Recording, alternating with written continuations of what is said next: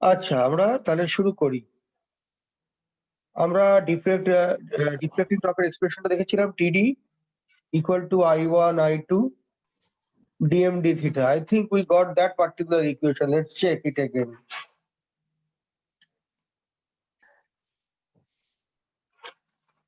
Yes, that was our last day's equation, TD equal to I1 I2 dm d theta,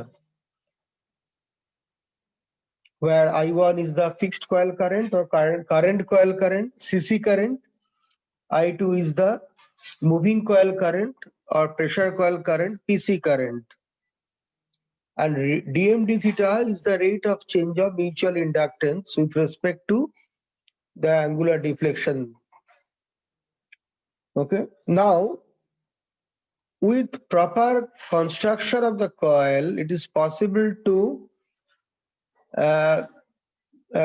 configure the mutual inductance in such a way so as to have a linear characteristics with respect to deflection for certain range. So what it is, it is possible to make that particular thing m versus theta this way.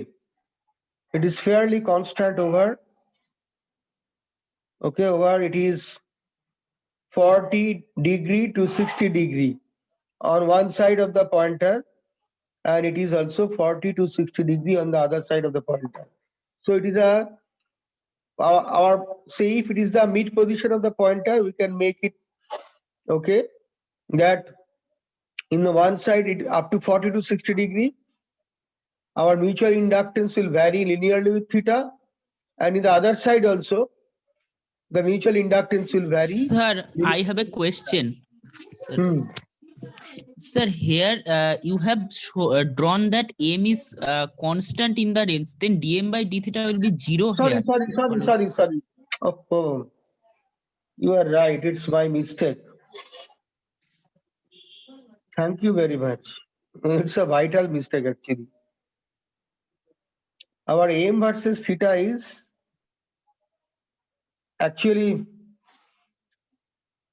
the end result was in my mind. Thank you very much.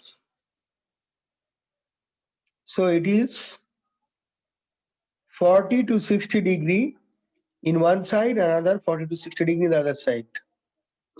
So when the pointer varies, so total is 80 to 120 degree span.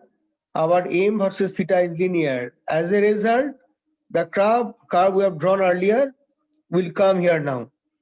That is dm d theta versus theta, it will be constant over that particular region. Okay, so dm d theta equal to constant over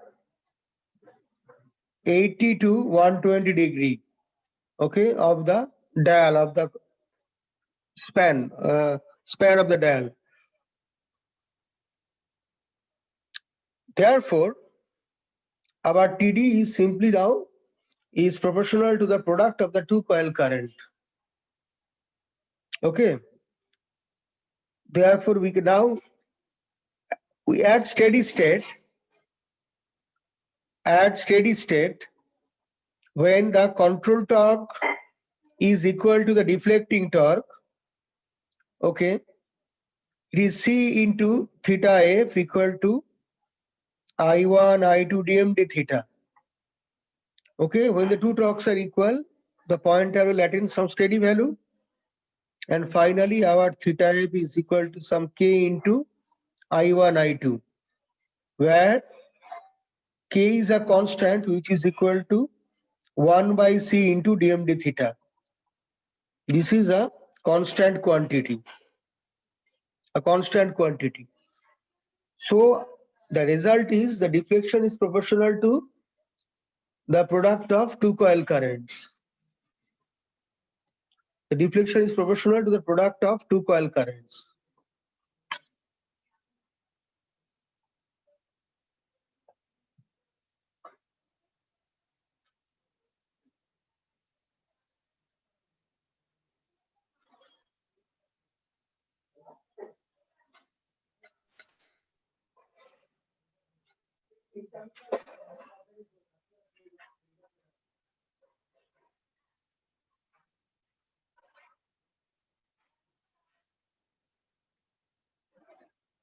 Now, so with this particular response,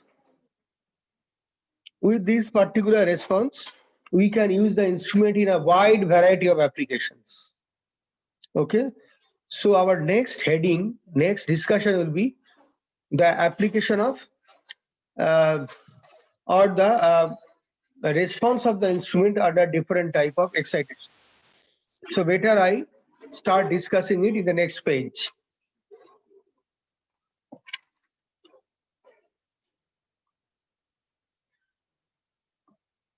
So response of electrodynamometer type instrument under various excitations. Excitation means input. Now our case 1. Two coils are in series. Okay. So let's see what happens. So we have one current coil and a pressure coil. So its current is I1 and that current is I2. We connect them in series. So obviously our I1 equal to I2 equal to I. Okay, so theta equal to K into I1 I2 means it is K into I square. Clear? Now the thing is, if we now in that particular application, note that the current carrying capacity of the current coil, this is our current coil, that is our pressure coil. So I am writing it here and it is pressure coil. The current carrying capacity of the current coil is quite high, but that of pressure coil is quite low. So in the overall combination, the current carrying is really small. So this connection can be used only when our operating current is quite small. Okay. Another thing is that, so where we can apply it? Now here we can, since its operating current is quite small and the overall resistance of the combination is quite high, overall resistance, okay, of the combination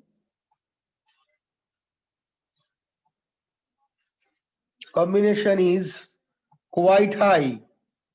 Why? Due to the presence of pressure coil in the series circuit.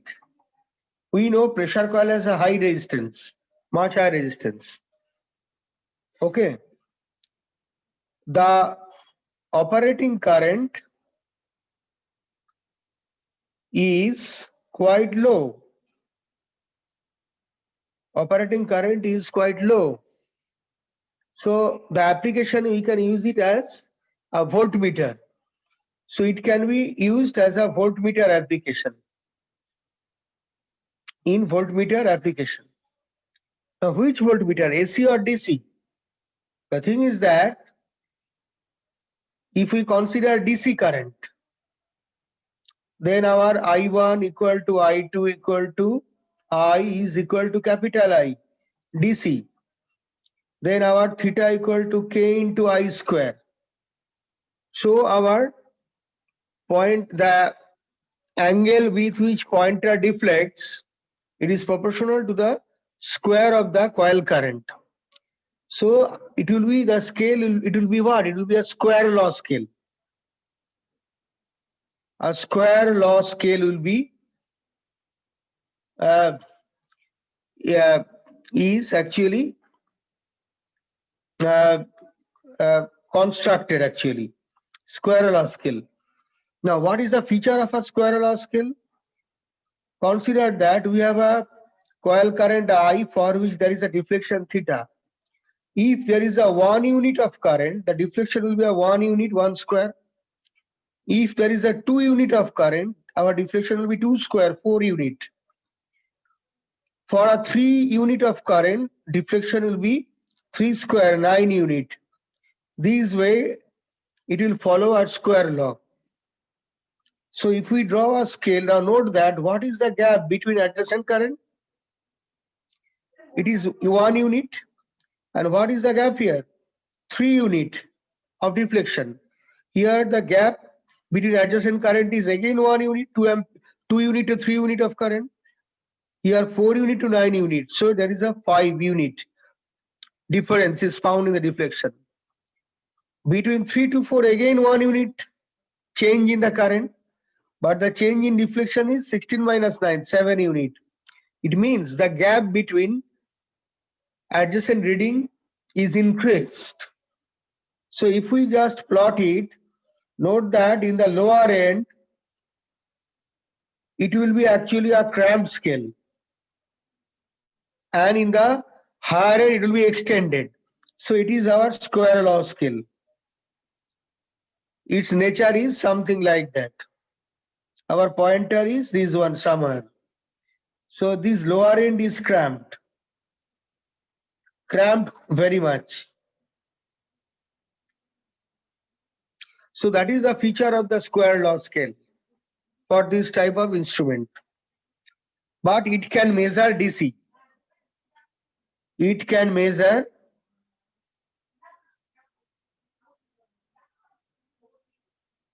okay.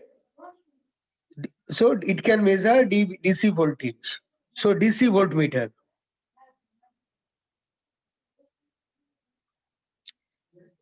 DC voltmeter.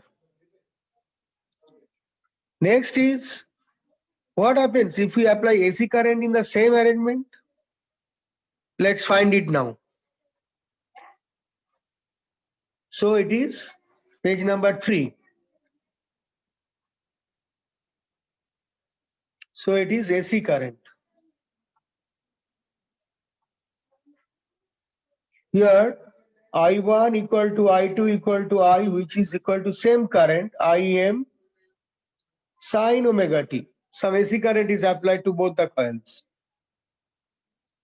So theta equal to K I square or K IM square sin square omega t. Or we can write K into Im square by 2, 1 minus cos 2 omega t. So it means that the deflection will tend to follow double frequency component 2 omega. Omega is corresponding to 2 pi f. F is 50 hertz. So here 2 omega term is there in the deflection. But our mechanical system cannot move with omega frequency corresponding to 50 hertz.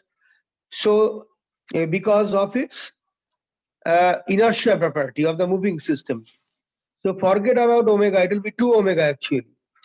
So there is no question of moving with that large frequency for a mechanical system or 100 hertz frequency. So what it will do, it cannot move with that high frequency, just like a PMMC instrument operating principle, it will just stick to the average value of oscillation. Instead of moving these, it will stick to the average value of oscillation. So it is something like behaving as a low pass filter actually. It will stick to the average value of oscillation. It will reject high frequency component. I don't know whether you know low pass filter or not from your previous knowledge in the circuit theory class. But even if you don't know, that is not a problem at all at this stage. So it is a average value of deflection is 1 by t integration 0 to t theta dt. So when we integrate, you will get it is k into okay Im square by 2. That particular cosine term will be, it's after integration it is 0. So we can write it is k into Im by root 2 square or k into I RMS square. Okay. So our deflection is proportional to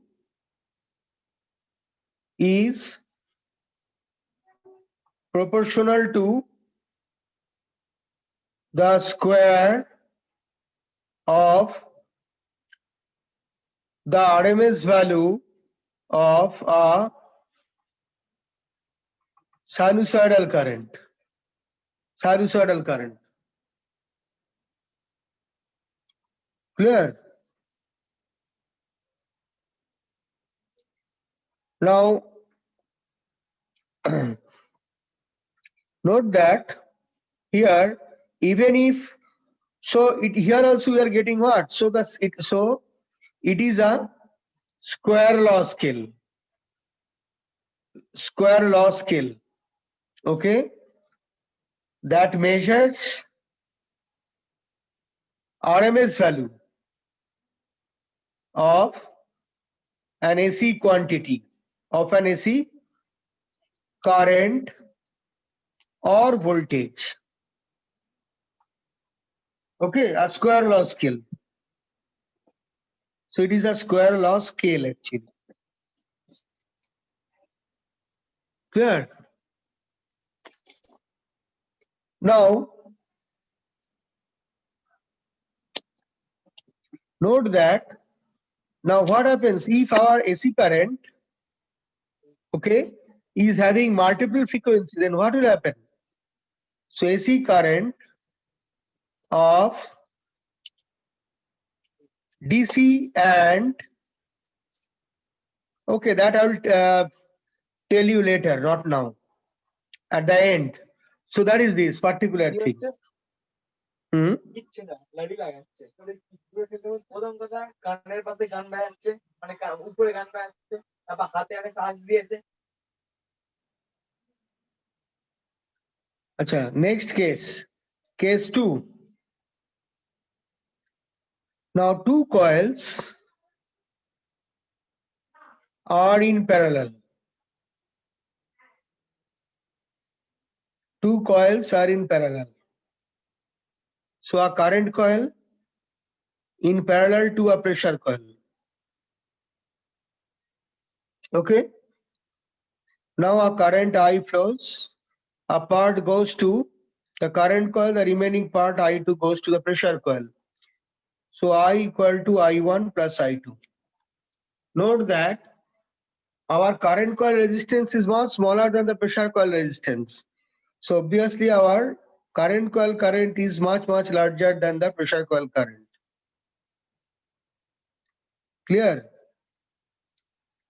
And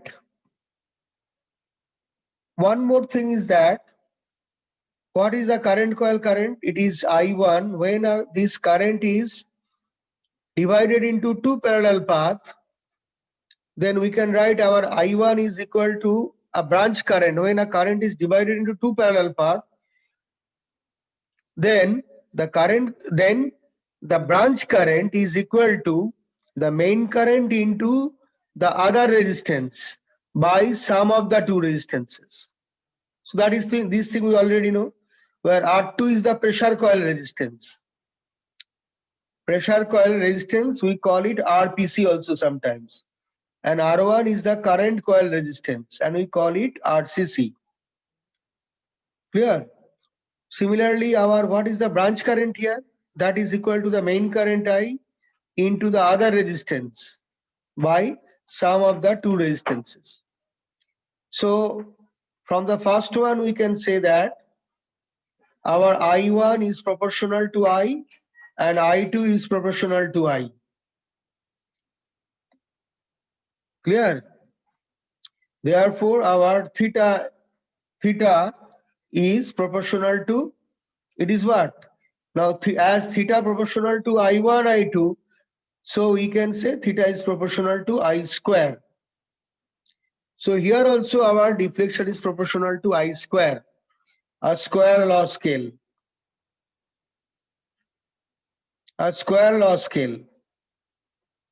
Note that here what is the equivalent resistance? The equivalent resistance is very low because a low resistance is connected in parallel to a high resistance. So the equivalent resistance is much lower. So we can use it in an ammeter arrangement. We know for an ammeter, the internal resistance of the ammeter should be as low as possible. so that ammeter can carry large amount of current, for which, okay, there will be no appreciable voltage drop in the ammeter. It will not disturb the original configuration of current in the original circuit. The resistance of the ammeter should be so low, the resistance of the ammeter should be so low that the current in the original circuit will not be disturbed at all. The original circuit will not feel the presence of ammeter. So the ammeter resistance should be very low. And in that arrangement also we are getting a low resistance parallel to high resistance. So its equivalent resistance is very much low. So we can use it safely in a ammeter application. And when a large current flows through that combination, most of the current bypasses to the low resistance current coil, leaving a small value of current through pressure coil. So most of the current will flow through current coil and small current will flow through pressure coil. So the total current can be quite high, but the equivalent resistance is quite low. So this is ammeter application. Ammeter application. Okay. So here the combination has low resistance. Okay. Combination has low resistance. Entire combination. So I write combination has low resistance. Okay. So that particular thing is there. Now if we again the scale is square law, so it can be applied in AC or DC. Okay. So AC and DC both. AC and DC both can be measured using that thing. Clear? Just like the previous thing, as theta is proportional to I square. Clear? Any doubt? Okay. Next case is case 3.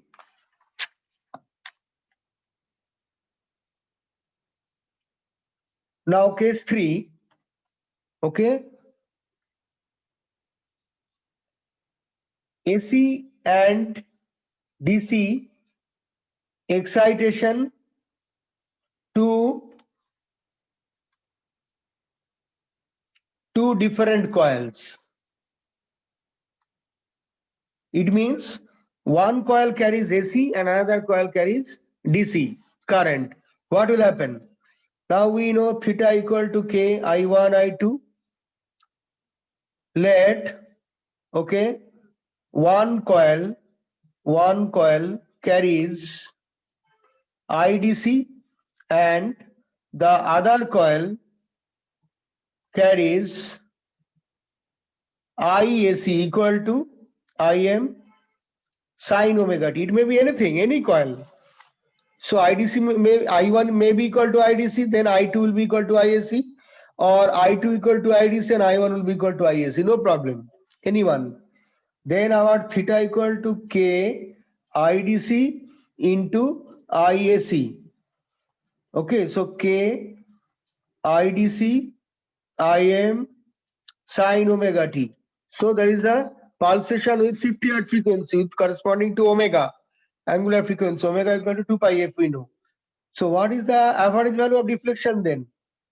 So if we integrate theta over full cycle, the integration of sine wave over full cycle is 0. So the result will be 0. It will stick to the 0 oscillation, 0 valued of 0 result. Just the 0 point of the dial. So the pointer will not move. So no deflection found. No deflection or reading found. So both the coils should carry DC or both the coils should carry AC. But one AC and another coil DC, it is not possible in that particular instrument. Clear? Next case, case 4. Okay. Okay, excitation with multiple multiple frequency currents in the coil, in the coils. So what is that? Let our I1 is carrying, okay, one DC component I0 plus IM1 sine omega 0 t plus alpha 1. Omega 0 is some frequency, okay, plus IM2 sine 2 omega 0 t plus alpha 2. It is a double frequency component, or it is also called the second harmonic. Have you studied Fourier series in your maths class? Yes, sir. Fine. So you know it is the second harmonic plus IM3 sine 3 omega 0 t. It is the third harmonic. So multiple frequencies are coming in the line in some current. So there are many other frequencies possible. So we are showing it with some dotted lines. And for another coil, it is also having another DC component I0 dash, then IM1 dash sine omega 0 t plus alpha 1 dash plus IM2 dash sine 2 omega 0 t plus alpha 2 dash plus IM3 dash into sine 3 omega 0 t plus alpha 3 dash. So it continues there. So what is our theta? Theta equal to k I1 into I2. So it will be the product of two big expressions. But again, when there are two big expressions, multiplication in various combinations, we'll see that actually the result can be obtained just by using one very known trigonometric principles called orthogonality principles. What is that? We apply orthogonality principle to get the result very fast. Applying orthogonality principle, what is that? It is integration, we know, sine, just 1 minute, integration sine m omega t, okay, just 1 minute, sine m omega t plus alpha into sine n omega t plus beta dt 0 to t, okay, that is equal to, or if we write it, it is equal to what? Can you tell me? This is equal to 0 when m is not equal to n, and this is equal to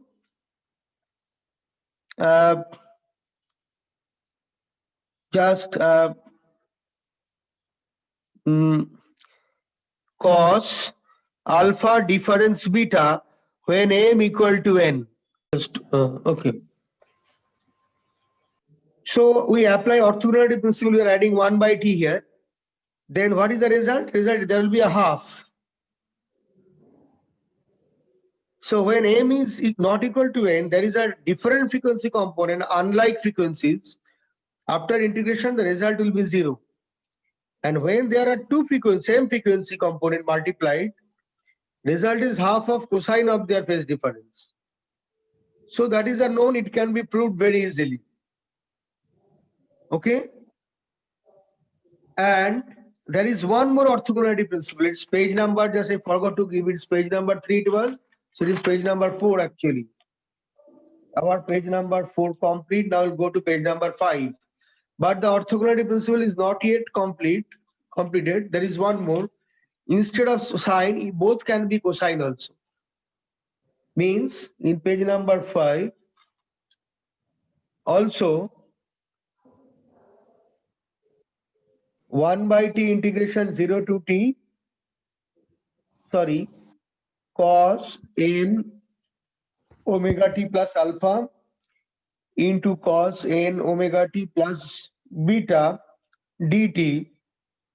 This is equal to 0 when m not equal to n and is equal to half of cos alpha difference beta when m equal to n. In both the cases, the result will contain cosine function, not sine. In both the cases. So if this is the orthogonality, now if one is sine and another is cos, we have to convert it into both sine or both cos with a proper phase shift, and ultimately we'll get that, apply that expression. So if we apply this thing, orthogonality principle here, you'll see when we multiply I1 with I2, what will be the combination in the multiplication? That I0 will be multiplied with that term, that will be multiplied with this will be that. So there are various cross terms. I0 dash with that, I0 dash with IM1, I0 dash with IM2 component. So all this, there are all possible combination will be found. Okay, during multiplication. But only those terms that are having similar frequencies will be retained in the ultimate expression, and all other frequencies after integration over full cycle will be 0. So therefore we can write what? Therefore our average value of deflection is 1 by t integration 0 to t theta dt, or it is k into 1 by t integration 0 to t I1 I2 dt. Now we can apply orthogonality principle. Okay, put these values of I1 and I2 and only the like frequency components, same frequency components will be retained in the ultimate result in the form of the product of their amplitudes into half of cosine, okay, of that particular thing, their phase difference. So ultimately what it will be? It will be k into, okay, the similar things will be there here, the DC component I0 into I0 dash, okay. So it will be I0 into I0 dash plus, then it will be IM1 into IM dash by 2, that half is there, and cosine of their phase difference. What is that? For the similar frequency, or frequencies are both omega 0, it will be cos of alpha 1 difference alpha 1 dash. Okay, cos of alpha 1 difference alpha 1 dash. Why I am writing difference? Because we don't know, it will be alpha difference beta means it will be alpha minus beta or beta minus alpha. Okay, because cos theta equal to cos minus theta. Cosine function of any angle is always positive, whether the angle is positive or negative. So we are writing a difference. Sir, why half comes here? Why half comes? That is the orthogonality principle. If you just okay. sin A sin B, it will be cos A minus B minus half cos A minus B minus half cos A plus B. Yes, sir. From that half is coming. Yes, sir. Yes. So that is that one. Next is again a light frequency component will be there. It is IM2 into IM2 dash. In both the cases, their frequency is 2 omega 0, same frequency. So it will be IM2 into IM2 dash by 2 cos alpha 2 difference alpha 2 dash plus again a third harmonics. So 3 omega 0. So IM3 into IM3 dash by 2. So one third bracket is there for K. So IM3 into IM3 dash by 2 cos of alpha 3 difference alpha 3 dash plus this will contain continue up to all the terms. Okay, then that will be the deflection. Okay, that will be the deflections. Clear? That is this particular thing. So this is the reading of the instrument. So the advantage is that, okay, that we will get some reading even when we will get some reading even when multiple frequency components are present. Even when multiple frequency components are present, we'll get some reading. So in particular case,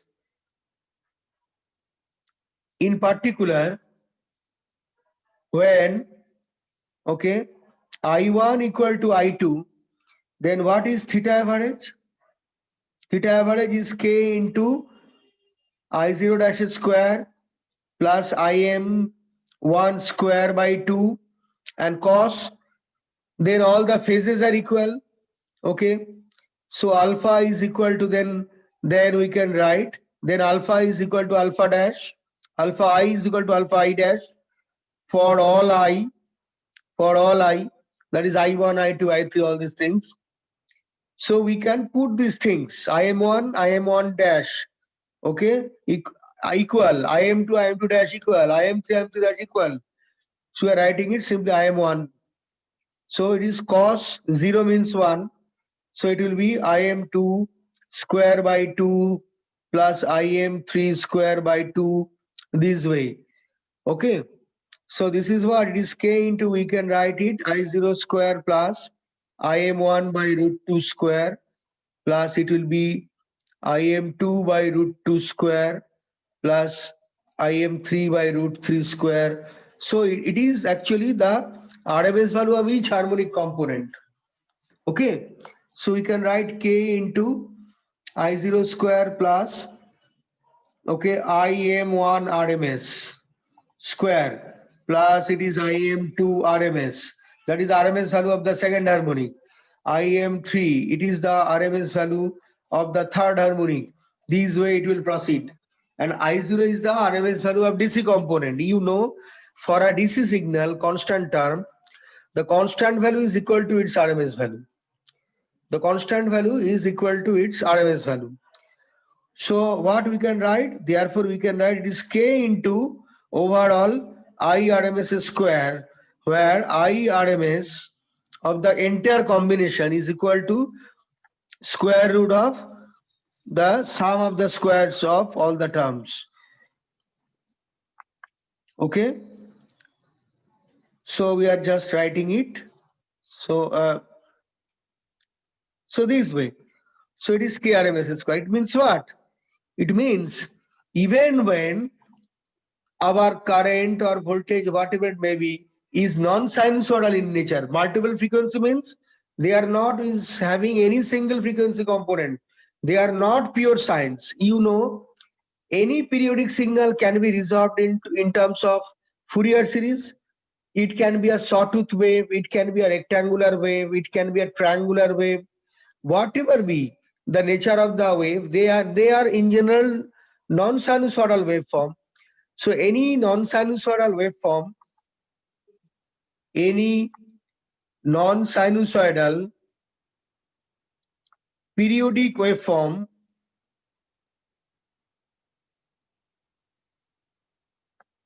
can be resolved into in terms of Fourier series. And they contain, and it contains multiple harmonics, that is frequency content. Okay. However, theta average is always proportional to theta to the true RMS of the waveform. True RMS of the waveform. So for the non-sinusoidal waveform also, even when it is not a pure sinusoid, the true RMS value of the waveform is actually dictating the deflection of the instrument. Okay. So this type of instrument can measure true RMS. But in PMMC rectifier arrangement, what we got? We got that only for a pure sine we get the RMS reading of the instrument. But if the waveform is not pure sine wave, then in PMMC rectifier arrangement, the reading becomes erroneous. Some incorrect result is found. But here, if it is non-sinusoidal waveform, any type of waveform, the instrument will read correctly its RMS value. A square law scale will be there also. a square law scale again in the same way here. And if it is a true RMS of a single frequency content that I already got in case 1, then also it is giving us a true RMS. So whether it is a single frequency or multiple frequency component, it really does not matter. Okay, we always get the true RMS reading from such type of instrument. So that is the great advantage of using this type of instrument. The two advantages: it can handle low current, it can handle large current. For low current, it will be allowed to pass through the pressure coil or the moving coil, and for large current, it will be allowed to pass through the current coil or fixed coil. So we can handle all types of currents, and we can use different type of connections, and then we'll get different type of results. Clear? And these instrument can measure not only DC, it can measure equally the AC. It will always measure the true value of RMS. So this type of instrument is really having great advantages. Clear? So that is this particular thing. Clear? Any doubt? Okay. Now we are having our last case. Our case 4 is discussed. Now our case 5, our last case here. So it will be page number 6 then.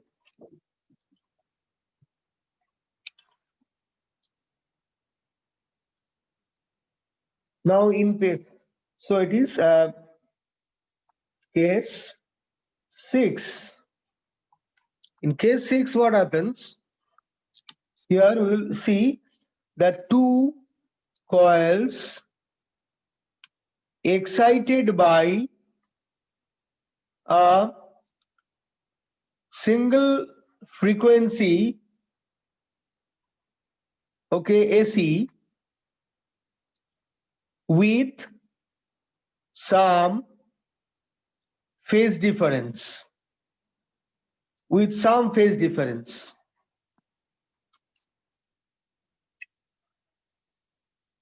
Let our I2 equal to Im2 sine omega t and I1 equal to Im1 sine omega t, okay, minus phi. Some phase difference is there. So what is the phasor diagram? This is our Im2 and that is our Im1. Some phase difference phi is there in between.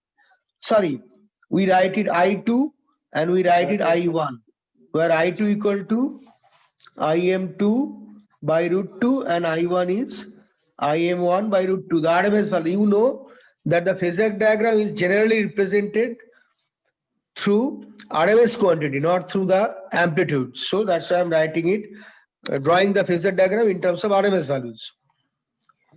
Now, what is our theta? Our theta equal to K into I1, I2, okay, or it is Im1, Im2 sine omega t, sine omega t minus phi. Or Im1, Im2 by 2 into, it is cos phi, the phase difference, minus cos of sum of the two angles, 2 omega t minus phi. That. Again, there is a double frequency component. So what happens? Therefore, it will stick to the average value of deflection. So 1 by t integration 0 to t theta dt is. So after, so what we'll get? We'll get k, it is k into 1 by t integration 0 to t I1 I2 dt. Or after integration, what we'll get? After this, we'll get that the result will be k into Im1 Im2 by 2 cos phi. Or we can write it, because after integration, the cosine term, the area under the cosine term is 0 over full cycle. So ultimately that will be removed. So it is k into, we can write Im1 by root 2 into Im2 by root 2 into cos phi.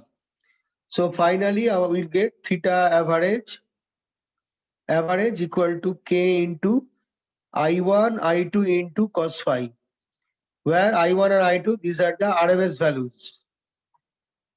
values of the two coil currents. So the deflection is proportional to the product of the RMS values into cosine of the phase difference. Okay. Now, if somehow we can make an arrangement that our I2 is is proportional to some applied voltage, okay, and I1 is some load current in a circuit, then ultimately what we'll see, okay, I'll just show you in the next page number 7 then. So now I am drawing one particular combination. Say let this, a current coil is there, it is placed in series with a load, okay, and we are applying some load voltage, say VL, which is, so that is also VL, okay. We are neglecting voltage drop in current coil, because as its resistance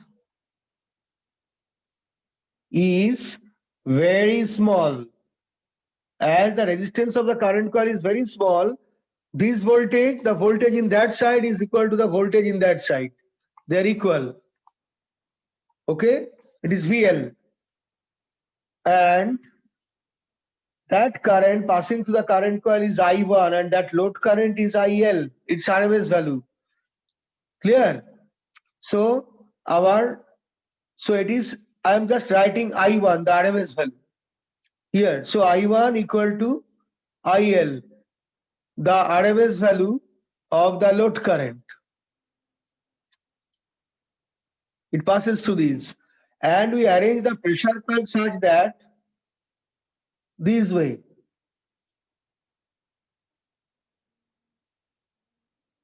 So it is our VL, so it is that one. So it is our what? It is our I2.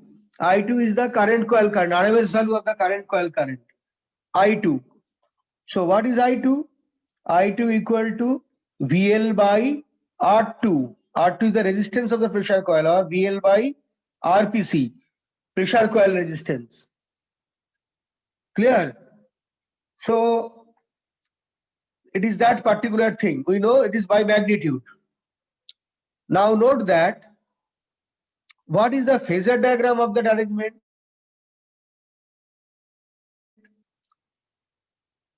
The load impedance is written as ZL bar equal to ZL angle sum phi. So this is our RL and this is our XL. So it is, impedance is ZL and angle is phi. Also ZL bar is actually equal to RL plus JXL. In polar form it is ZL angle phi, phi equal to tan inverse XL by RL. Clear? Now we take this load voltage as reference. Taking load voltage as reference, what will happen? VL bar equal to VL angle 0. Okay. And what is IL bar? Our IL bar is actually equal to our I1 bar, or equal to IL bar. It is equal to VL bar by ZL bar. Now ZL bar is, now we take load voltage as reference, so VL angle 0 and ZL angle phi for the load impedance. So it is VL by ZL angle minus phi. So VL by ZL is what? It is the load current IL angle minus phi. So if we draw the phasor diagram, it will be what? We'll get that it is our actually I2, the pressure coil current, and note that pressure coil current is I2. Now what is the angle of I2? I2 and VL, they will be in the same phase because it is a resistive current, resistive path. So if this is I2, so ultimately we write it, we can get it that it is equal to V2. They are in the phase, same phase. And what's about our I1? Our I1 is equal to IL. So its angle is what? Minus phi. So it is phi. That is our phasor diagram. Then what will be the reading of the instrument? Our theta average equal to K into product of the two current, I1, I2 into cosine of their phase difference. So I1, okay, cap I2, so it is that one. I1, I2, so it is product of the two current into cosine of their phase difference. So it is cos phi. Here also same thing. The cosine of their phase difference is phi, cos phi. So K into I1 means what? IL, and I2 means what? Our I2 means it is given as VL by RPC. So it is VL by RPC and it is cos phi. So we can write it is K by RPC into VL IL cos phi.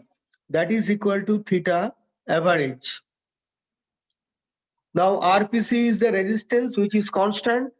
Therefore we can write theta average equal to some K dash, okay, VL IL cos phi, or it is K dash into, now VL IL cos phi is what for the load? It is the power consumed by the load. So it is equal to the power consumed by the load.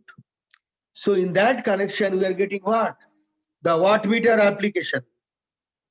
If we use that particular connection using the coils of the instrument, okay, then we get we can use the electrodynamometer type instrument as one wattmeter. So that is the connection of wattmeter. In wattmeter, one terminal will be common terminal. Common terminal. It is also called, written in the instrument instrument terminal box. It is written as common terminal, where two coils are to be connected common. Clear? Now other two terminals will be going to different path. One will be placed in series with the load for current coil. For pressure coil, the other terminal will be connected to the return path of the load. Then in that arrangement, we can get a one wattmeter application of the entire arrangement. Okay, our depletion is proportional to VLIL cos phi, or power consumed by the load.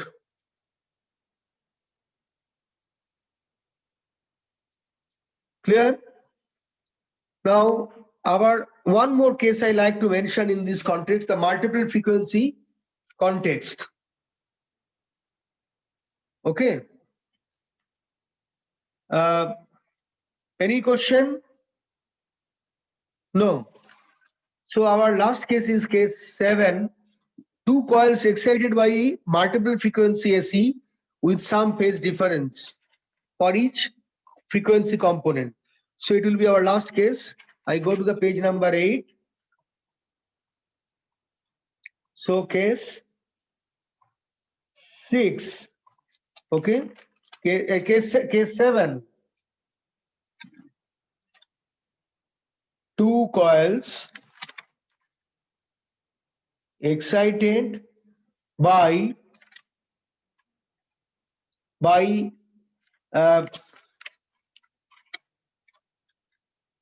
AC of multiple frequency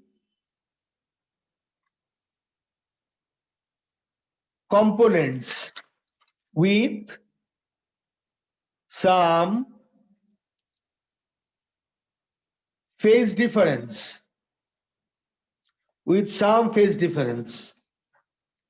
Now what is that for multiple frequency? In case 5 we got our theta average is equal to this particular thing. Okay, so for multiple excitation, what we got? Theta average is having that particular expression. Okay, so this is our theta average. So using result obtained in case 4 actually. Why it is case 4? So better it will be case 5 then. Why I wrote it as 6? It is case 5 and it will be case 6 then. Case 6. Okay. Now using case 4 result, what do we get?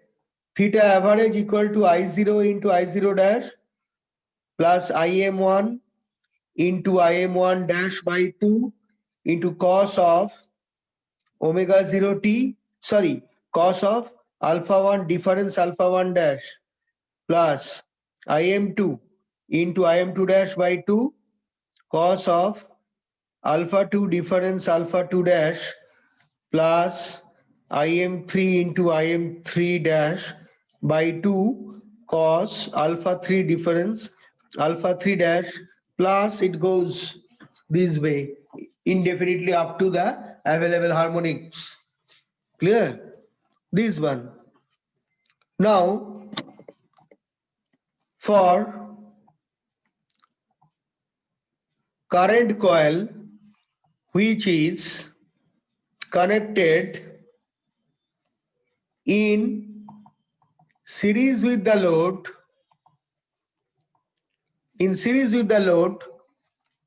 okay, IM1 equal to, okay, IM1 equal to IL M1, okay, the load current, IM2 equal to IL M2, okay, this way, IM3 equal to IL M3, okay, this way it will go on, okay, and for pressure coil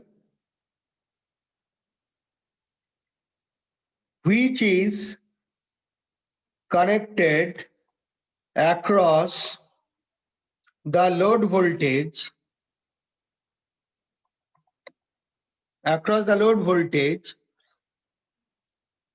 IM1 dash is equal to, okay, VLM1, okay, VLM1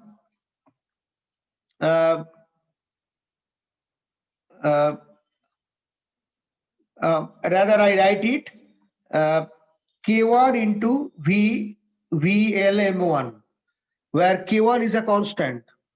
The operating current is proportional to the applied voltage. IM2 dash is equal to K2 into VLM2 dash. Similarly, IM3 dash is equal to, not, these are not the dash. For voltage, it is not dash. It is K3 into VLM3. This way it will continue. Clear? So what will be our theta average? It is a resistive path, okay? This is a resistive coil. So the phase of current and voltage, therefore, the phase of current, okay, that is IM dash, and voltage, that is VL, okay, M, are same. So the phase difference alpha dash will not change. Okay. So alpha dash will remain same. It is a resistive current, resistive circuit or resistive coil. So what is our theta average? It is I0 into, okay, VL0 dash plus it will be ILM1 into VLM, okay, LM by 2 cos alpha 1 difference alpha 1 dash plus, okay, the 1 is there, I forgot that 1. Then ILM2, VLM2 by 2 cos alpha 2 difference alpha 2 dash. This way it will continue. This way it will continue. Or I go to the next page, page number 9, to finish that derivation. And then we'll sum up this particular thing. Then theta average equal to, it is what? It is I0 into, it is not dash, VL0. It is actually, this is the PDC, the DC component of power. DC current into DC voltage. Plus, we can write it what? It is ILM 1 by root 2 into VLM 1 by root 2 into cos alpha 1 difference alpha 1 dash plus ILM 2 by root 2 into VLM 2 by root 2 into cos alpha 2 difference alpha 2 dash. This way it will go on. Or PDC plus, it will be IL. Now ILM 1 by root 2 means what? It is actually the RMS value of current, and this is the RMS value of voltage.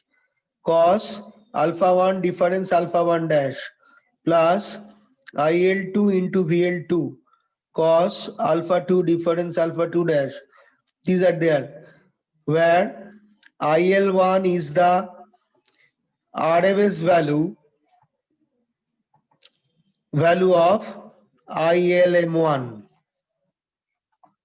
Okay, VL1 is the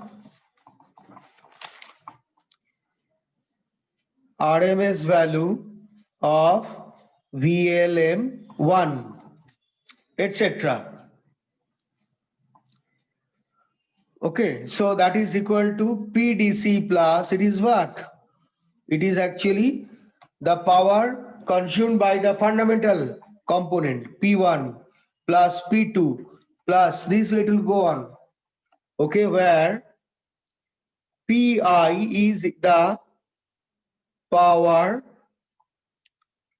consumed by the ith harmonic content. So theta average equal to, sorry, in theta average actually there will have a term K, just I forgot to write. It is K dash actually, PLIL cos phi. So it is theta average equal to, here just you see here it will be K dash into that part, or K into, actually there is a term K is there, I forgot to write it. Okay, and okay, one more thing, yes, and small k1, these are also there. Small k1, these are also there. Small k1, okay, small k2. Actually, these are the resistance of the pressure coil actually. So it is here also, it will be small k1, small k2, small k1, small k2, this one. Okay, and some k is obviously there here finally. So it will be k into this whole thing. Here also k into that whole thing. K into that, some k is there. Yes. Here also some k is there. K into that particular thing. Here k into this particular thing. Theta average into some k. So theta average equal to what? Then k into the total power consumption, where P equal to PDC plus PAC. DC component of power and AC component of power. Okay, PAC equal to P1 plus P2 equal plus P3, like that. So the total power is P. So ultimately, even when there are multiple frequency components, okay, even when there are multiple frequency contents in the excitations, that is currents and voltages, okay, the instrument measures true power consumed, okay, by the load. True power consumed by the load. So this is really a versatile instrument, the electrodynamometer type instrument. It can be used as an ammeter, can be used as a voltmeter. It can be used in DC, can be used in AC of single frequency content, can be used in AC of multiple frequency content also, means in non-sinusoidal AC also. In non-sinusoidal AC also. So it's truly a versatile component. And here what we get? A linear scale is found. Here scale is not square law. The deflection is proportional to the power. Here also we get a linear scale, even when there is a single frequency component. A linear scale is there for power application, power measurement. So that is the wattmeter application. So and different the response of the instrument under different excitation. Get my point? Okay. Any question? Nothing. So I stop. Thank you. So I'll send the material. Today I have just one more class after this. So I will send you the material after taking that particular class. Okay.